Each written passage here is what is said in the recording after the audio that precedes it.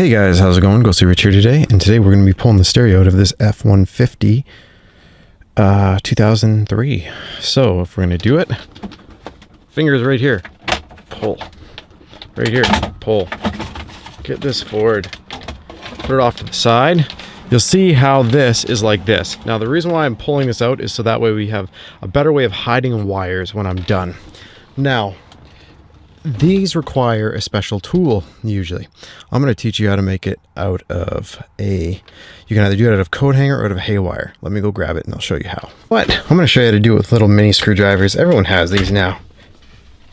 Look at this. And right there. And then after you get these in, you have to bend the tabs in like so to get it out. You'll feel them moving. You can even wrap your fingers around to feel it move. But basically you're going to play with these until you get it. When these go in, they press like this, and then you have to try and wiggle it out. Give me 1 second, I'm going to show you once I get it out, because then I can show you how the tabs move. You see what's going on here? You put it in. When you do, you can move this in like that. See how I'm moving them? And when you're moving that so it can get around the plastic. And watch this. Might be harder to show you, but literally these should be just long enough, and they go in, and see how it has to, you have to clear this metal piece right here. So if you make it, you have to make a U, and it goes like this, and then you're literally shoving that coat hanger piece in here when it's in a U shape and then bending it in. But this is a way easier way to do it. 4 little mini screwdrivers.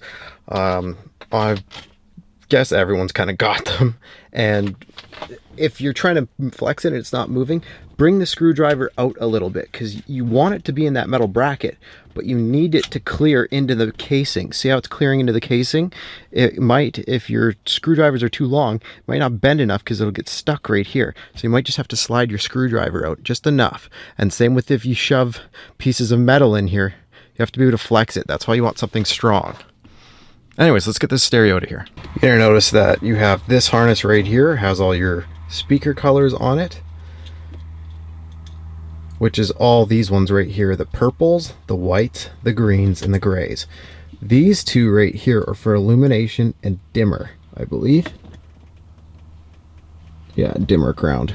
Chances are, unless your deck has it, you don't have to hook it up. If your deck has illumination, go ahead and hook it up. It'll dim the deck depending if you put the lights on and stuff. So at nighttime when you're driving, it's not so bright in your eyes. And not all decks have that. And then right here you have the red wire, which is accessory, the yellow wire, which is for constant. This is what keeps the memory and stuff of your deck. So if you hook this all up and for some reason you don't have power at whatsoever, these are your two culprits. You have to test it with a voltmeter to see which is which one's causing you the grief. And then right here is your black wire, which is your ground. As we went through before, make sure you don't mix this up with your purples. This is reverse in. This is going to be for if you use a backup camera. I'll be doing another video on how to do the backup camera in here. But for right now, let's focus on the orange black, the green black, the white black, the gray black. This is your illumination wire. See this orange white one? So we're going to hook this up to the one that says illumination. And then this remote out wire. This is only used for if you have a powered antenna, which this vehicle does not. You can tell because it's a stationary antenna. And also we'll hook up this red one, the yellow one, and this deck we're hooking up has a parking brake. Now if yours, depending on it, you have to try this first.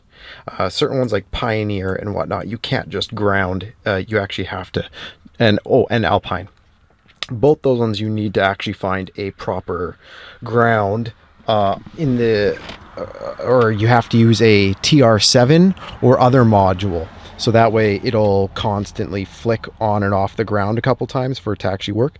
For this stereo, it's a Sony. I believe I can just take this ground and ground the parking brake to the ground and we'll get all our features all the time. If you don't do that, then certain features won't work and you'll have to run this wire all the way to your parking brake. Almost no one does it. I suggest that you grab a TR7 if If you need it, you can always ask the place where you're buying your stereo and they'll tell you if you need the relay module.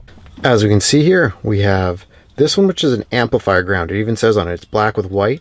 I'm not going to be using this one, so I'm leaving that. But everything else is color coordinated. The only two that I didn't hook up were an amplifier ground and this dimmer ground, because I'm not going to be using those two. So those have been trimmed, and I'll just tape them right here. Then right here, with the other two I won't be using right now, which is the reverse wire, I'll just be taping that in right here, and I'll just slip that right into here. So for right now, what I'm going to do is, just now that I've got this ready to go, I'm going to tape this up, slide it in here, and then I'm going to turn on the deck. I want to make sure it works before I put in all the extra work of everything else. After that, we will be putting the side panels on the deck and making sure the deck squeezes in and all the other fun stuff. So I see it boots on. This is good. I'm going to turn demo off. I'm going to change the date afterwards. And here I'm hearing the sound. Perfect. We know that the speakers are working. We know that the deck is turning on, and we're ready to go. Next thing you're going to want to do is run this Bluetooth mic. What I suggest you do to keep it nice and simple, clip it on the top here in the center. So that way it's sitting right here. Now, if you're wondering why, if you bring it over here or put it up here like you see in some, you have to run the wire there, but also you're right next to the window. So if you ever answer a phone call and you haven't closed the window, all they're hearing is right here. If you put it right here in the center, you're not going to get wind noise from here or the doors. And if you ever have to emergency answer, it's sitting right here, and you can kind of lean into the center of your vehicle to talk to it.